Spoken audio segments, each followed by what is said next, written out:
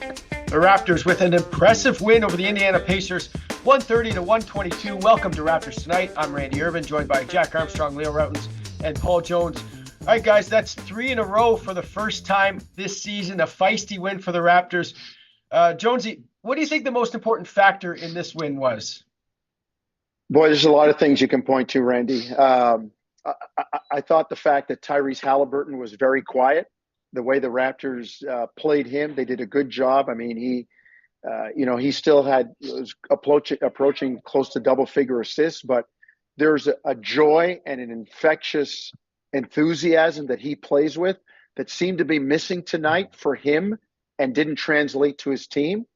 I thought Scotty Barnes was an absolute monster. I thought there were times in the first half where he was almost too unselfish, and in trying to get the ball to other people, created turnovers. And that he cut down on that in the second half. And I just thought they got a great lift from a bunch of other guys. Kelly Olynyk was terrific. Grady Dick was outstanding off the bench. Ochai Agbaji with some timely buckets. RJ Barrett played really strong. I mean, there was a little bit more to that battle with him and Ben Mathurin than meets the eye. You could see that by watching. I thought the Raptors really muscled up tonight and did a terrific job overall. Yeah, Leo, four triple doubles this season for Scotty Barnes, a Raptors record. Your thoughts on his play? Like Jones just said, he was a monster. I mean, he did so many good things in this game. And what I really like, and I'm going to kind of throw quickly into this too, that what I really liked since come back from the All-Star game, he's just playing quick and hard and fast, both of these guys from the onset of the game. And I think they're setting the tone for their team. And Scotty, as unselfish as he is, you know, when you got lead guys that are willing to give the ball up like that, it carries over to everybody. And this team right now, it doesn't look like anybody cares who gets the shot. Let's just get the best shot. So Scotty is your lead guy. He's playing that way. Like Jonesy said, you know, maybe too unselfish, right? He could have taken other opportunities, but he's playing for the team. So we're seeing that as a whole, but it's starting with your best players, and the energy has been great. And, you know, we're also seeing the defensive end. Remember, you know, prior to the All-Star game, you're going like, guys, like, do you care about that end of the floor? Now we're seeing pride. We're seeing, like you mentioned, Halliburton. The Raptors defense had a lot to do with Halliburton. So there's a pride we're seeing on the floor. And a lot of it is time. It takes time to come together. But these are, you know, it's an impressive little stretch we're seeing right now. Jack, you were courtside. You look like you're still courtside. I'm here in this, I don't know what this is, some sort of room here with chairs behind me. But what did you see? Well, you know, to tag Jonesy and Leo, just one point I want to make. This is a really hard style to defend. So if you're Indiana, you're Atlanta, you're Brooklyn, it's a hard style to defend because, to Leo's point, if your top guy is so unselfish and it kind of permeates through your whole roster and they have fun playing together, it's really tough to stop it. Would you have 8 guys in double figures on Friday night, and now you have 7 guys in double figures tonight? So a lot of times it's easier to, even though a team might have 2 stars, it's a lot of times easier to defend that because you kind of just key in on pet plays, on tendencies, and you make them go to secondary looks. Whereas the Raptors just kind of, they just keep the ball moving, and they're just more concerned with giving up good shots to get great ones. And when you do that and you're committed to it, good things happen. And the fact that they got the running game going early and often tonight was just super. Yeah. And Jonesy, they lead the league in fast break points. And Coach Rick Carlisle commented before the game that was sort of the key in trying to stop this Toronto offense. But they obviously weren't able to do that. What makes their fast break play so effective? Like, what's the most important part of that, you think? I think a lot of it has to do with their unselfishness. First, the recognition and taking advantage of live ball turnovers. And, you know, when a team can go from defense to offense, you think of some of the great defenses in football when there's an interception and all of a sudden, bang, it goes from we were trying to stop to somebody to, hey, we got the ball, and guys are yelling, fire, fire, fire. And all of a sudden other guys are getting blocked and knocked down. And it's an attitude. It's a mindset. And I think you see that with Toronto when they have a chance to run. They pitch the ball ahead. As Leo said, Jack's talked about it too. They're unselfish. It's hard to guard. They don't care who gets the basket. Just kind of play together.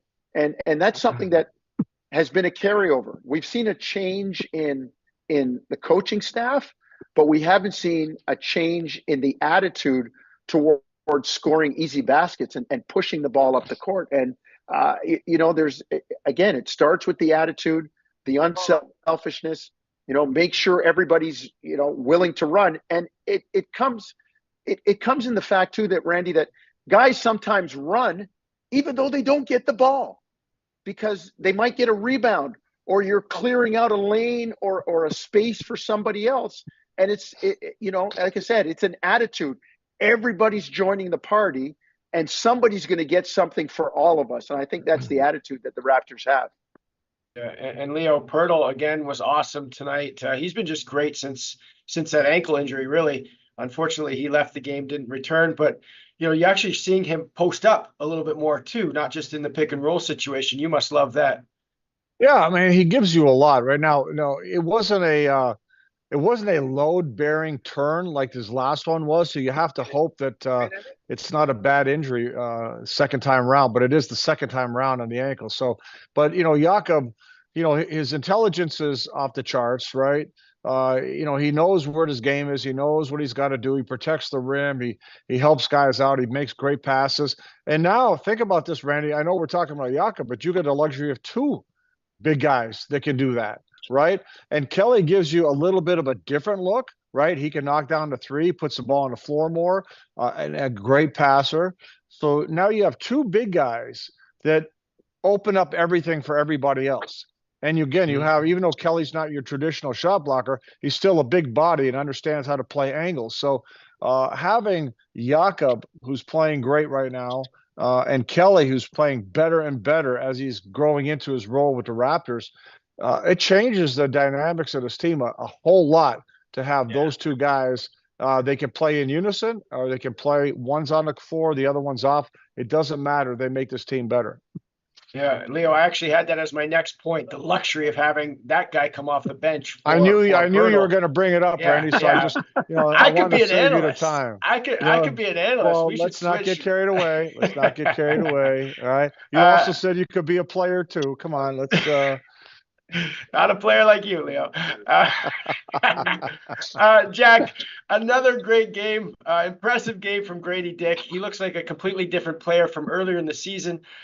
Just what stands out to you about his basketball IQ? He's constantly moving. He doesn't need the ball in his hands. He processes and reads and reacts super fast. And he just knows what the other 9 guys are doing on the floor. And he's just a very fundamentally sound player. He's much more than a shooter. He's a good player. And you could see his off-ball cutting, his passing, his ability to put the ball on the floor for more than a bounce and get his. He's a tough kid. He goes in there and rebounds. He doesn't mind taking a shot. And wait till he gets in the weight room and starts bulking up the next few years. He's a good player, and he's going to be a rotation guy in the NBA for a long time. Another good player, Jonesy, Ochai Agbaji. This is 2 games in a row now where he's just been instrumental in the win. Yeah, Randy, it's funny. When he first came over from Utah, I made a call to a Canadian, Scott Morrison, who's worked with our national team, who's one of the assistant coaches for the Utah Jazz. And I said, listen, I know what I'm getting with Kelly Olynyk. I know what I saw from Ochai in college. Can that translate to the pro game? He said, absolutely.